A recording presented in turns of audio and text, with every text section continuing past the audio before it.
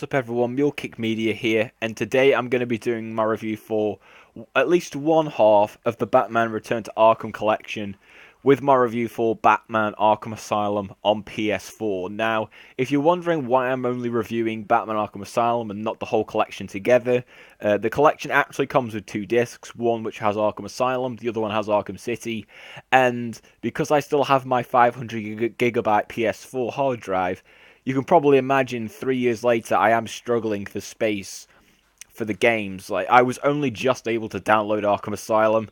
I don't have any space left to download Arkham City, so my aim now is to platinum Arkham Asylum and then delete it and then download City. I'm on the verge of platinuming Arkham Knight. I just need to beat the game on hard and then I'm done. So this is going to be my review for the game. I'll try and get my review for Arkham City out either end of this week or Monday or Tuesday next week. That's my aim. I'm also going to try and get out my Battlefield 1 review as well by the weekend, if I can. I still need to play a bit more of the single player and multiplayer for that game. But yeah, let's get into my review for Batman Arkham Asylum now. To give you my history on Arkham Asylum, of course, you know, when the game was on PS3, it was one of the first games I brought for my PS3. If I remember correctly, I think it was like the second game I got, because the first one was FIFA 11. I will shamefully admit that, but my second game was actually Batman Arkham Asylum, and I really liked the game on PS3 when I first played it. It was amazing. It, to me, is still one of the best games on the PS3. The only real negative I had with the game was that some of the boss battles weren't as good as other ones, but I overall really did enjoy it. I thought the characters were great, the story was amazing, the atmosphere, the graphics on it, the amount of Easter eggs and references to the Batman lore was really, really good. So yeah, I was definitely excited to go ahead and replay the game. So I went into it, and overall, I'm very happy with the remaster. I don't think it's as good as the PS3 version for a certain few aspects of it, which I will mention in the review. But yeah, I really did enjoy Batman Arkham Asylum on PS4. I think it's very, very good. And if you haven't played Arkham Asylum, definitely go ahead and pick it up. Even just for this game, because I think this game itself is worth the £30, in my opinion, at least. The story takes place in, you know, the Batman timeline. It doesn't necessarily tie itself into any of the, you know, a specific Batman comic. It's just, it fits into any Batman lore, is probably the best way to put it. But essentially, the Joker is captured by Batman, and he's being taken en route to Arkham Asylum, where he's going to get locked away because there was a fire at Blackgate Penitentiary, and so because of that, all of the inmates have been moved to Arkham Asylum, and so the Joker is taken there. But when Batman gets there with the Joker, he realizes that something is not right. That it's as if Joker wanted to be caught, and that he just seemed to give up too easily. So he follows him into the asylum, and lo and behold, it turns out that it was all the Joker's plan. He breaks free, and soon enough gets control of the whole of Arkham Asylum, and essentially it's Batman on Alcatraz. That's basically the best way to put up the story, but and basically he has control over the asylum, and his plan is to make is to essentially just make Batman go through hell on one night, with all of his biggest foes coming at him on Arkham Asylum, trying to take over the island and primarily defeat Batman. Now, you do see a lot of characters in the story as well. I mean, like I said, you see Batman, you see Joker, Bane, Harley Quinn, Poison Ivy, Zask, Killer Croc, Scarecrow. There's quite a few villains you do meet in the game. And the story in itself is actually really, really good, because unlike the future games where they brought in side missions and things like that, with this game, you only really had one primary story, which was defeat the Joker. And so because of that, the story felt very, very focused. More comparative to a linear game, despite the fact that technically Arkham Asylum is an open world game, but the story feels so linear because it's only one story being told primarily. And so the story is really, really good. It's very, very focused. It doesn't do anything mind-blowing, but it's just really good of how it's able to stay focused. It doesn't get derailed by anything else. And it's just very, very good and consistent. That's what I can give it. The characters are all really, really good. I really liked all the characters, and I mean, the voice acting is just amazing. I mean, Kevin Conroy as Batman is amazing. Mark Hamill is the Joker. I really love him as well. And Arlene Sorkin returns from the animated series to voice Harley Quinn, and unfortunately, this is the only game she actually voices Harley Quinn in, which I'm kind of disappointed by because I much prefer her over Tara Strong as Harley Quinn. She isn't as how do I say squirky, sounding like a teddy bear. I don't know. It's just I don't really like Tara Strong as Harley Quinn, but Arlene Sorkin is just 10 times better. Probably one of the reasons I prefer this game to all the others. But the characters and the voice acting are really good. The story is great. I don't really have any issues with the characters or story. I really enjoyed all of it. It was really good. It taught me a lot about the Batman lore, not just in the story, but the Easter eggs as well. So, very good story overall. Very well told. Like I said, doesn't do anything mind blowing, but it's just consistent and very, very focused. And if you like your stories in that manner, then I think you will like Arkham Asylum's story. Overall, Arkham Asylum does look better on PS4. I will get that out of the way straight first. All right, textures look a lot better. Facial models look a lot better as well in terms of like updates and facial details and things like that. So overall, the game does look a lot better graphically. However, I still prefer Arkham Asylum's graphics, and I know it's crazy to say that, but hear me out on this. With the move to the Unreal Engine 4, one of the big things I wasn't a fan of with this remaster was how the game was brighter. It kind of highlighted how graphically outdated the game looked at times, because the reason I loved the original on PS3 was because it was so dark. And I don't know where, but my theory is Rocksteady chose that to try and hide the fact that the game graphically didn't look that great. But what they did with it was they made the game so dark and dreary with the graphics that the atmosphere really resembled that, and it just made a more tense experience playing the game and very much more memorable. But with the remaster, because the new engine is so much brighter, it really highlights the bad details in the graphics, and because the game isn't as dark, I don't find the locations as memorable to me. And I know that seems a bit crazy, but I think it's just because I love the tone and atmosphere of Arkham Asylum on the PS3 that when the game is all of a sudden really bright on PS4, it kind of loses that atmosphere, and that was something I wasn't a big fan of.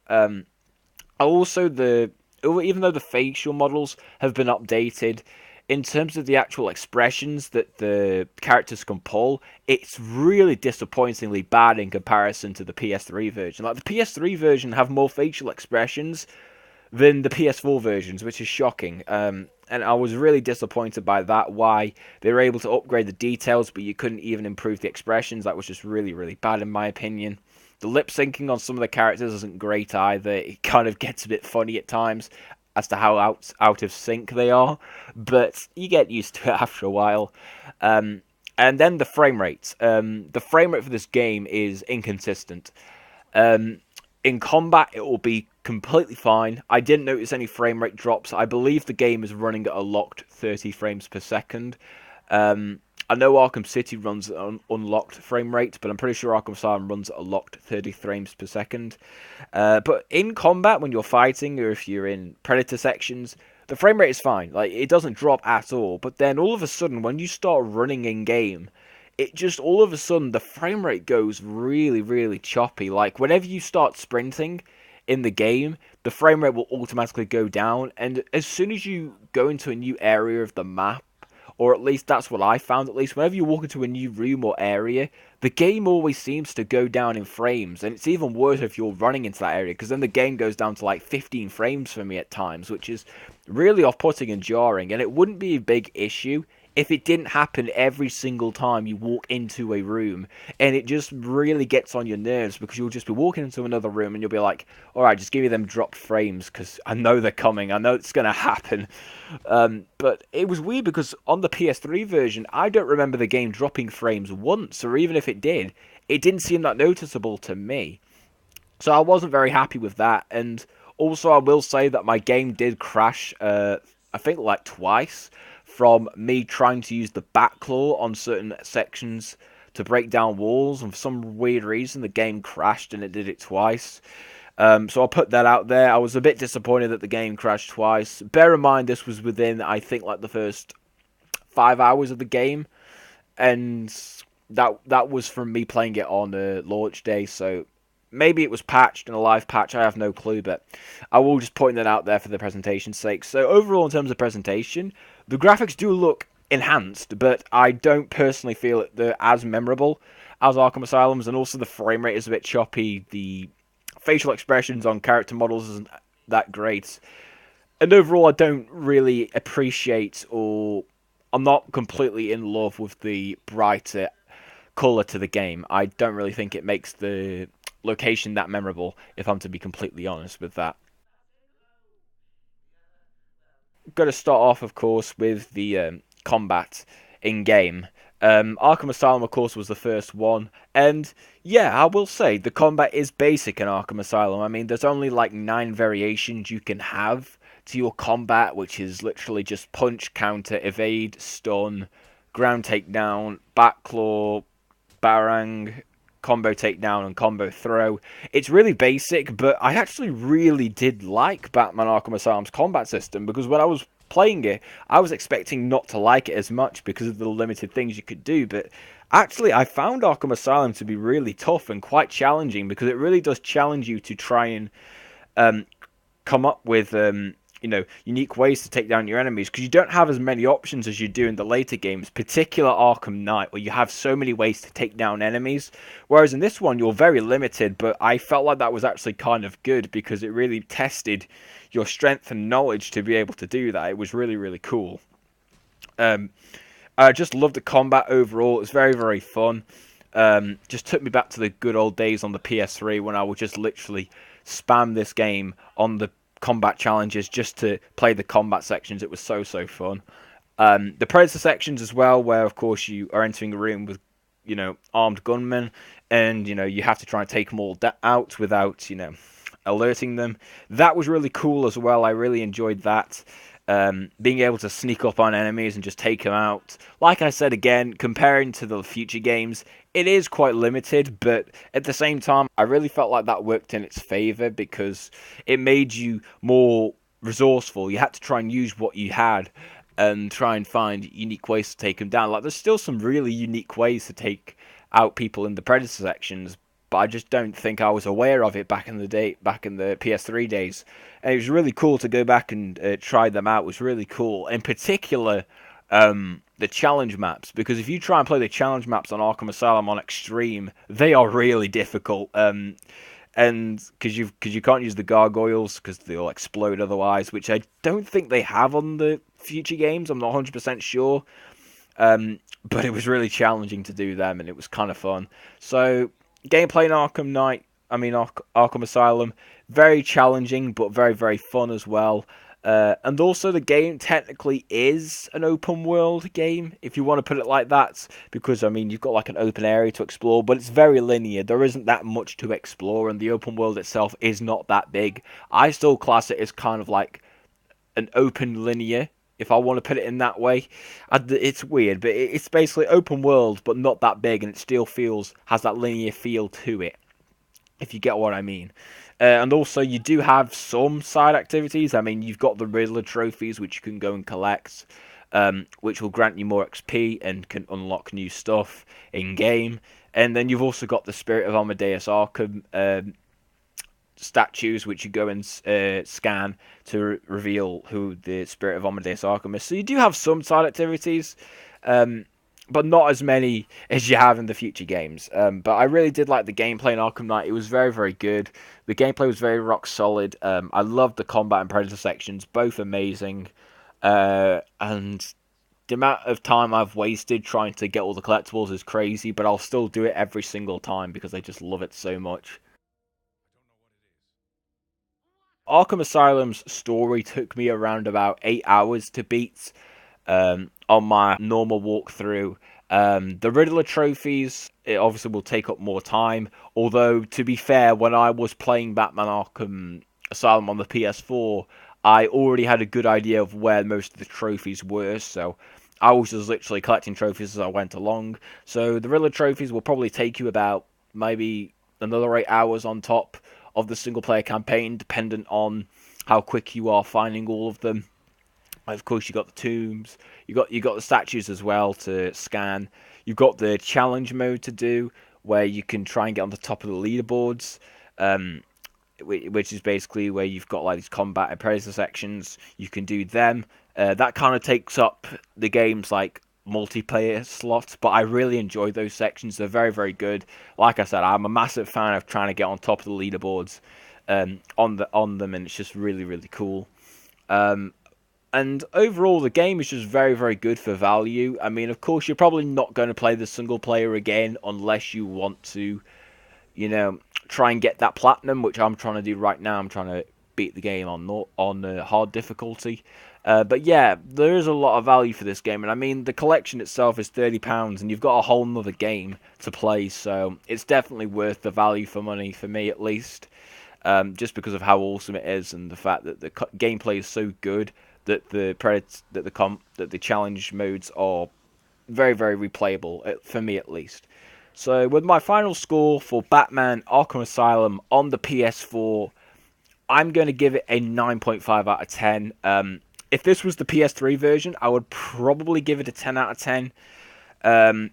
Because I really did like the atmosphere on the PS3 version, and also the frame rate was a lot better. It just felt a bit more of a consistent and memorable game in terms of its presentation wise on the PS3, whereas on the PS4 there are some gripes that I do have with it, but then yet again, maybe they could get patched in later updates, we never know. So yeah, that's my review for it. I mean, I like the characters and the story were very, very good. I like the linear approach to it in an open world setting. I still liked the presentation, nevertheless.